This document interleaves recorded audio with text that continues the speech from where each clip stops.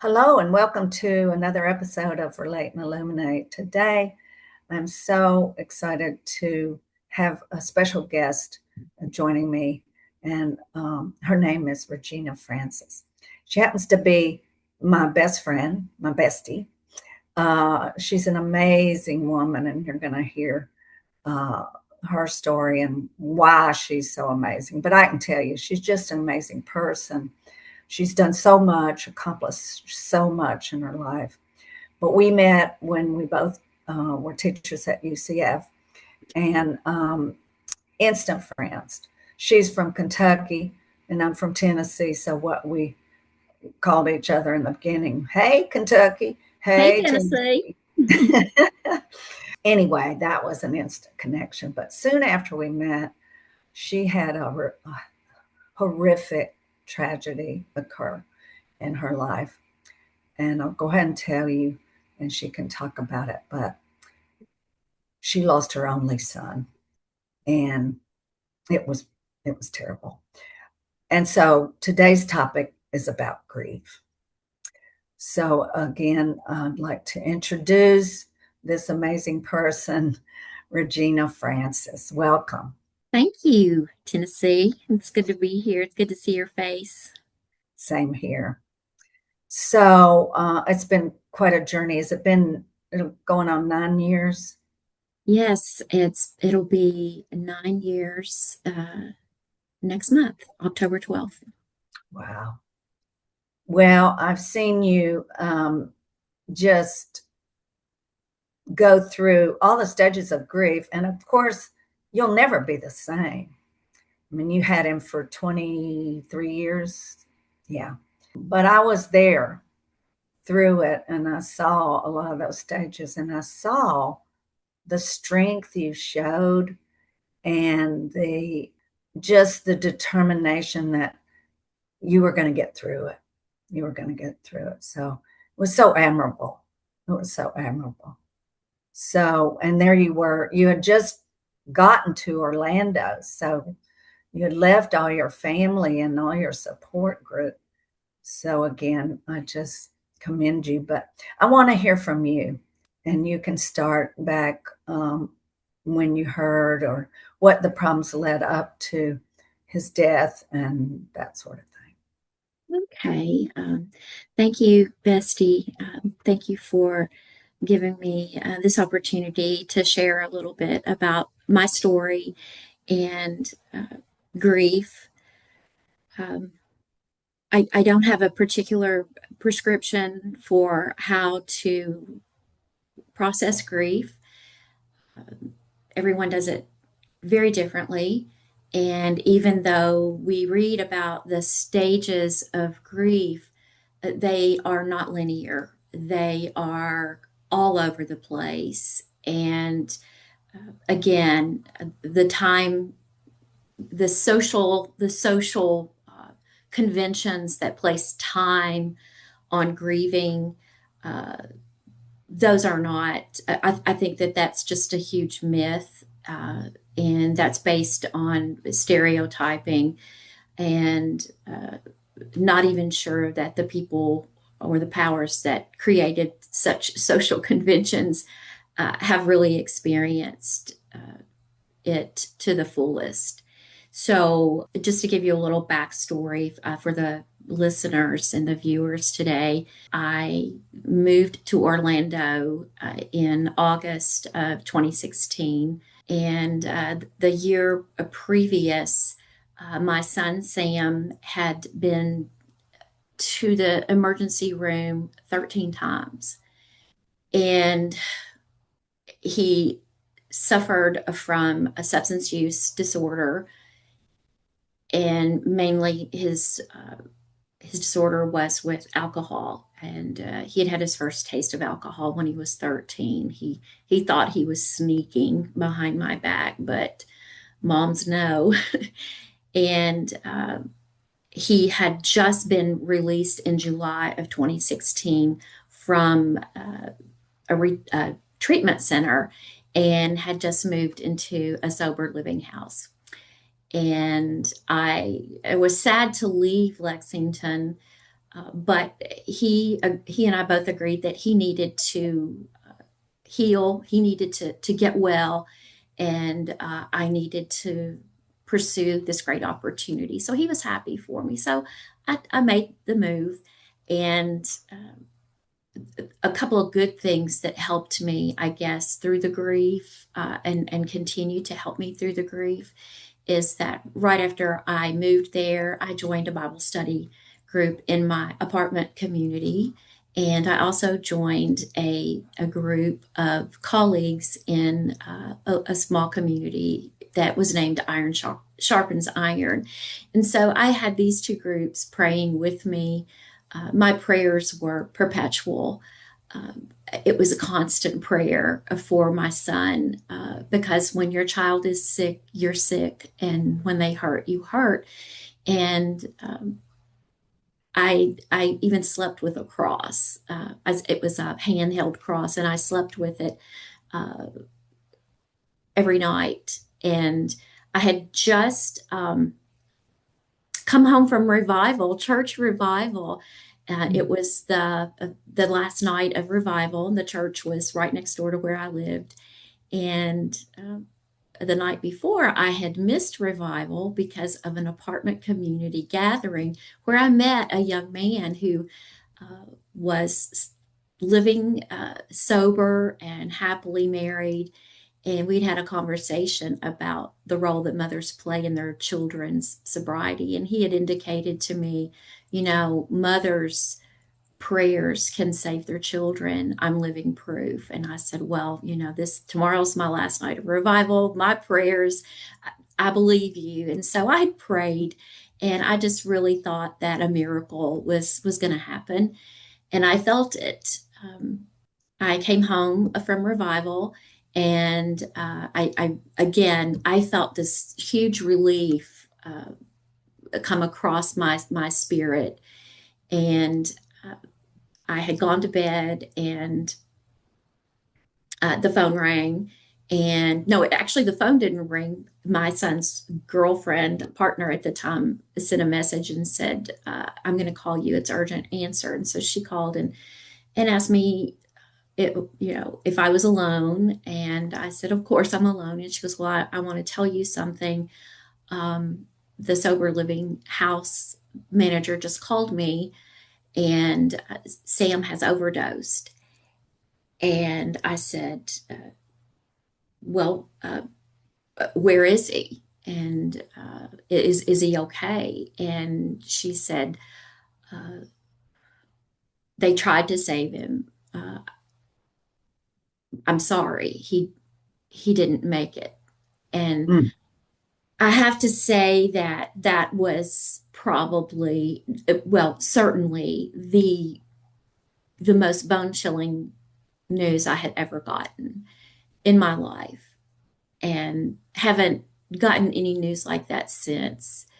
Uh, when people say that certain things in your life will uh, bring you to your knees, uh, it's as if it's just an organic thing that happens. I had no control, and it brought me to my knees, and just the screams from inside that just rang throughout the entire community that night. And I remember you said at first you were just in disbelief. You were like, no, I just talked to him. yeah, yeah, I just said no, no, no, that's just can't be the case. I've been praying for him. We had just talked this past weekend. There was a hurricane coming. It was my first hurricane experience, and the last text that I actually got from Sam said, "Mom, are you going to be okay during this storm?" And as I look back on that last message that I got from him, um, it it feels rather eerie that he asked me if I was going to be okay during this storm, because it really has been a storm for the 9 years. Uh, calmer at times, devastating at other times. But by the grace of God and good friends and faith and hope, uh, I get through the storm. It calms, and I never know when it's going to happen again. I probably for at least a solid year after that night lived in a fog.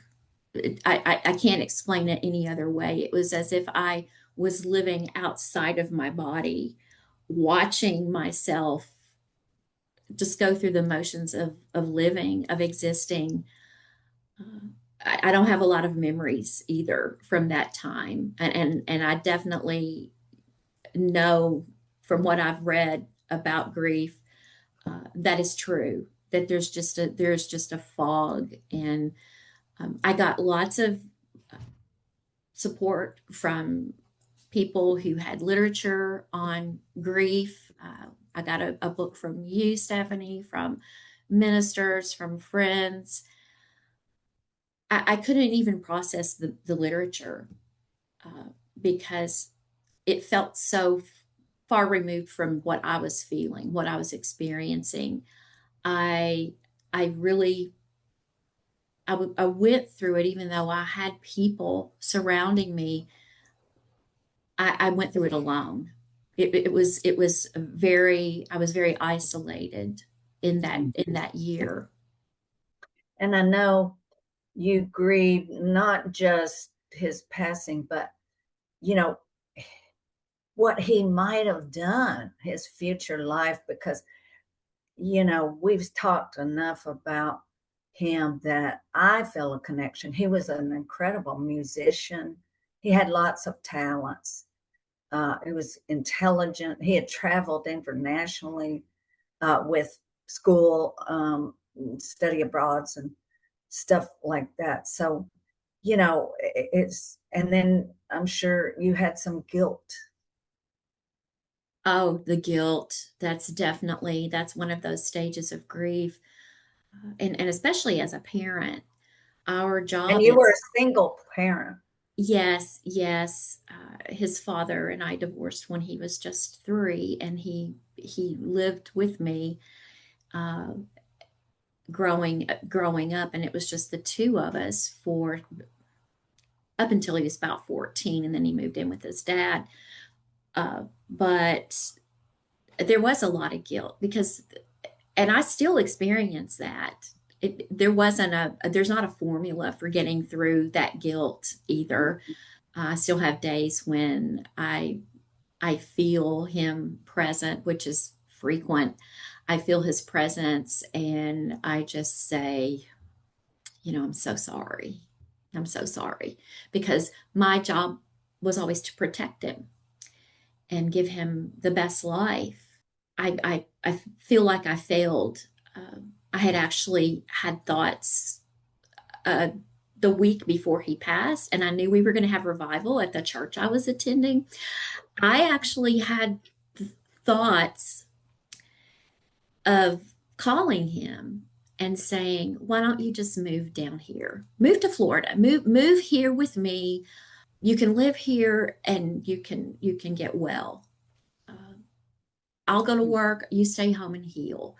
And then I just got this nudge from God that said, he's doing what he needs to do, and don't impress your will. Let me take care of him. And I'm glad that I let go and let God, uh, because in hindsight, um, we're powerless. We're powerless over God's will.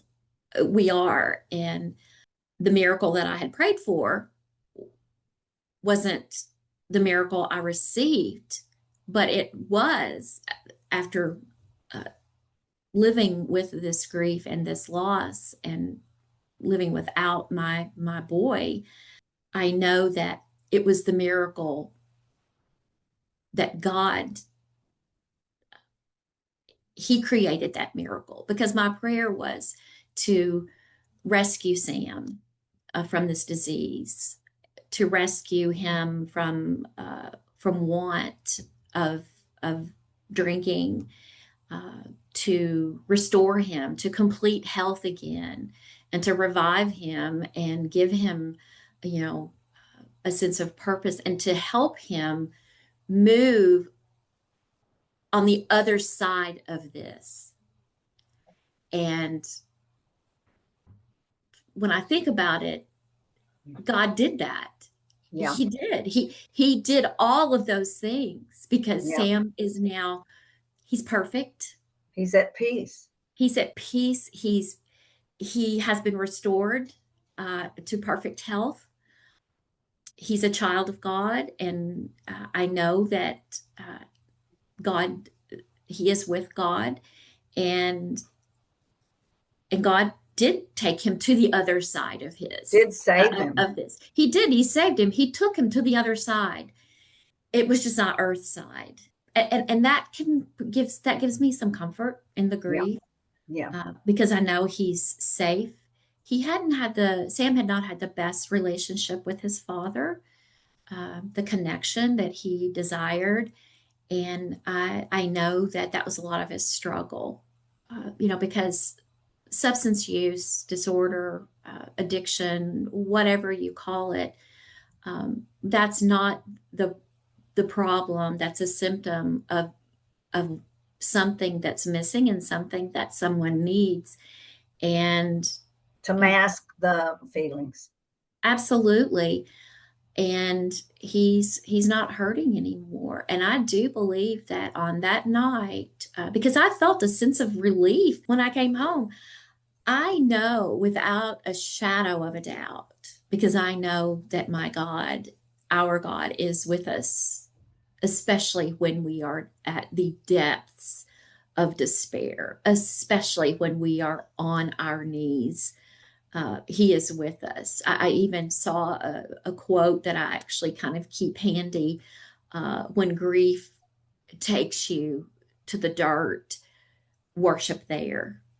And so that's where I worshiped at that time. But I do feel like God swooped down that night and said, "Not today, Satan. Yeah, I'm taking him home." In my grieving process, I know that he's safe, and that does give me peace. I know that there's so much more we can say, and but what I want to end with is some beautiful memories so that people get a sense of how special he was. Oh, okay. Gosh, there are so many. Well, one I just thought about the other day, because a friend was talking to me about reading and their child reading and their reading level. It was actually at one of the librarians here at the college where I work, and she was talking about her child reading way beyond her level. And I said, one of the sweetest memories I have of Sam is when he was between 3 and 4. He woke me up one morning, and he was crying, and he said, "Mommy." And I said, "What's wrong?" And he said, "Will you please teach me how to read?" Wow, at 3 or 4. Yeah, yeah, because we Wow. read all the time, but he woke up with this desire, that he wanted to read. Um, so that was definitely a sweet early memory. As far as his musical love, I always got him an instrument every year for Christmas from the time he was really small. I had gotten him a guitar, and he would come into the bedroom at night, and he would crawl on the bed, and he'd say, "I'm going to sing you a bedtime song." And he would say something to the effect of, the moon is shining and it's time to go to bed. Just strumming and making up these songs. And then he would say, in the morning, he would come back and he would sit on the bed and he'd play his guitar and he said, the sun is shining and it's time to wake up. uh, and so those were really, really sweet memories. Um, and I'll fast forward to the last memory that I had with him was about a week before he passed. He was really struggling with a lot of anxiety, and he called me and he said, "Mom, will you pray with me? Will you pray for me?" And he had never asked me to do that. And right there, over the phone, we talked to God, and I'm thankful. I'm thankful for that. I'm also thankful for the memory. The last time I actually saw him before I got in the car to drive to Florida, we would always give each other a hug. But that one time, as he started to walk away, I said, "You know what? I want another hug." And we gave each other another hug, and I said, "And I want to kiss you on the cheek too, because it's going to probably be a while before we get to see each other again." And I still remember, I can still feel his his skin. I can still feel his cheek, and I can still smell his scent. And so that's definitely a lasting memory. Of course. Well, our Zoom time is almost up. So, but how enlightening. And I know for our viewers that this is going to be helpful. This is going to be helpful. So I sure appreciate it. And it's not easy to talk about, I'm sure. As you said, it's something you never get over. But, with good friends and God, you've been able to, find joy again. And Yeah. we laugh. This is another thing about Regina. She's the most hilarious person I know. We laugh. But I just want to thank you for joining us and enlightening. We're illuminating, relating, and illuminating um, to our viewers. And so I'd like to invite others that have gone through any kind of grief or are still in it, and you probably are, comment. Please, please comment, and I'll respond to every comment and ask questions. And Regina can, answer them. I can answer them based on my experience with, I've had my own losses. Yes, you have. Um, anyway, I just want to say I love you. I miss you. I'm going to tear up. I miss you too, and I love you. You're like the sister I never had. Same here, honey. Same here. So take care of yourself, and we'll be in touch. I know we're going to see each other this fall. So, but thank you. Look for us on the social media, everyone, and Instagram, Facebook, X, and Spotify. So we'll see you next time, or email us at relate and illuminate at Gmail. Thanks for joining.